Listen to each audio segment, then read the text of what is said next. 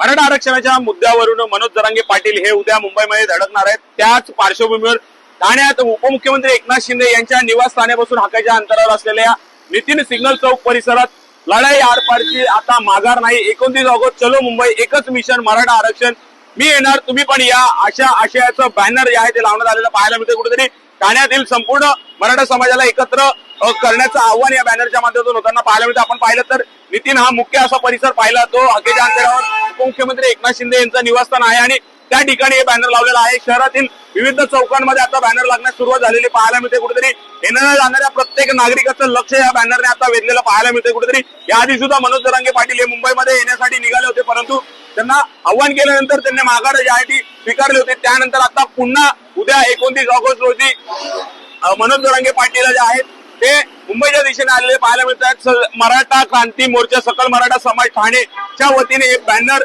शहरातील नितीन कंपनी असेल, माझीवाडा असेल, कॅडबरी असेल, म्हणजे नाशिकवरनं येणारे जे मराठा समाजाचे बांधव असतील किंवा मराठवाड्यातनं जे येणारे बांधव असतील त्यांना मार्गदर्शन करणारे बॅनर, आव्हान करणारा बॅनर आता शहरातील चौकात लागलेला पाहायला मिळते। त्यामुळे नक्कीच आता उद्या 29 ऑगस्ट रोजी मुंबईमध्ये मनोज जरांगे पाटील कशा प्रकारे दाखल होतील आणि या आरक्षणाचा काय तोडगा निघेल हेच पाहणं महत्वाचं ठरणार आहे। ठाण्याहून मी प्रेम मोरे, न्यूज 18 लोकमत ठाणे।